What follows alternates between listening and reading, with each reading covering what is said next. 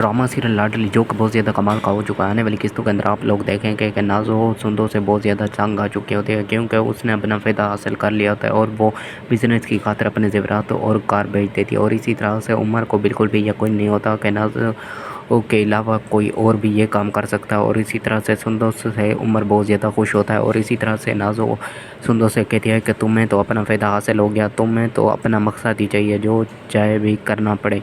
और इसी तरह से सुंदो से नाज़ो से कहती है कि तुम ऐसा नहीं कह सकती, मैंने कोई गलत काम नहीं किया, मैंने अपने बिज़नेस को फ़ायदा दिया। और दूसरी तरफ से नाज़ो कहती है कि तुम सब कुछ अपने लिए करती हो, क्योंकि तुम मुझसे जलती हो। और इसी तरह से सुंदो वहाँ से चली जाती है और एने वक्त के ऊपर राहिम आ जाता है और राहिम नाज़ो से कहता है कि तुम सुंदो के बारे में ऐसी क्यों बातें कर रही हो। तो नाज़ो कहती है कि सुंदो भाभी हमेशा अपना ही फ़ायदा सोचते हैं, किसी दूसरे के बारे में कभी भी फ़ायदा नहीं सोचती। और दूसरी तरफ से रोहान की वालदा बहुत ज़्यादा बीमार हो जाती है। जब राहिम उनसे मिलने जाता है तो उसकी वालदा उससे कहती है कि राहिम बेटा तुम बहुत ज़्यादा अच्छे हो, काश तुम्हारी बहन भी इसी तरह अच्छी होती और वो मेरा ख्याल रख पाती।